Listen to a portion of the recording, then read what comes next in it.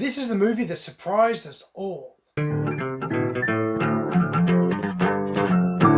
Guardians of the Galaxy.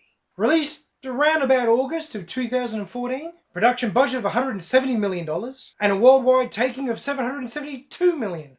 Pretty good. Once again, no one's surprised by now, I suppose. Starring Chris Pratt, Zoe Saldana, Dave Bautista, Vin Diesel, Bradley Cooper, Karen Gillan, Michael Rooker, and Lee Pace. Okay, to begin with, who thought this was a good idea? No one.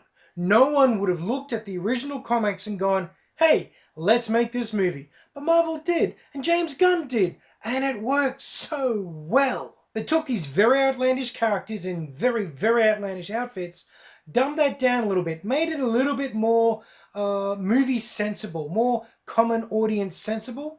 Kept it very, very sci-fi, but they just brought it back to reality a little bit, because go check out the comic book counterparts. It's crazy, especially the early stuff. Well off the chart. Having said that though, they still managed to maintain that cosmic, fantastic look and feel that is the Guardians of the Galaxy. Space is bright and beautiful and colourful. It's an amazing mix of dirty colours, broken, rusty, ruined colours, and then bright neons and vibrant spacescapes. This great swirling background of neon wonder. A lot of the backgrounds end up looking like those ice cream buckets, you know, with a really high quality ice cream, like a boysenberry and blueberry mix or something like that. Now I'm hungry. Minty choc chip.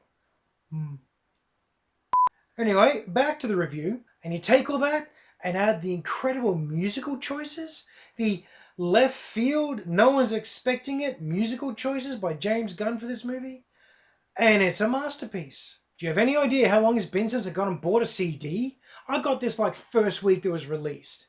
I never do that sort of thing, but the music was just too good. And then you take those two components and add in spectacular writing. Witty, clever, quick, genuinely funny, and then quite sad at times as well. They touch on...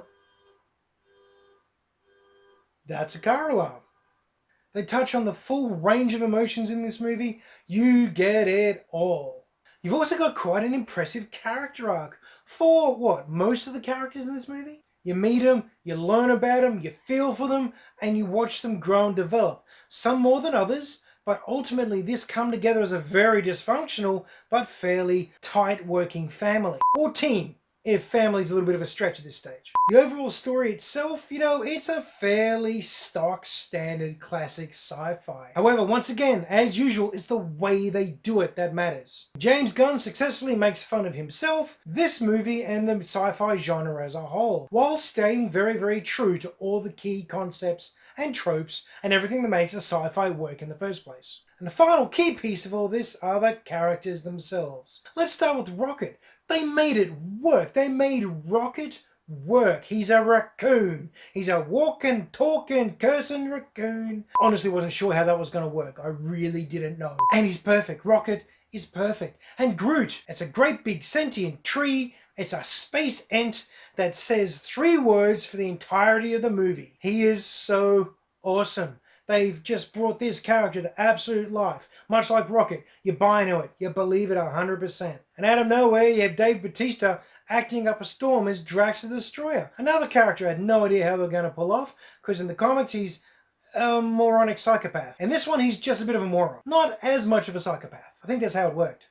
Zoe Saldana, no surprise, she's good in everything she does. Chris Pratt losing all that weight, getting buff and becoming Star-Lord. That was a surprise. That's an excellent surprise, a wonderful surprise. Karen Gillan, my instant favourite in the movie. I love a good bad guy, and this is an amazing bad girl. I just wanted to see her more and more in the MCU, and guess who got his wish? Ronan! Could have been so much better. He's kinda boring, bombastic, over the top.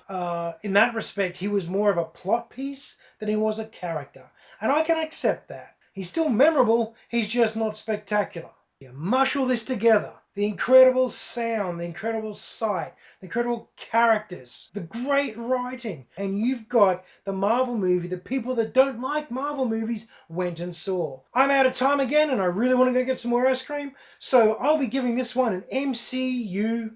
Which way do I score? Is it high or low that's better? Top!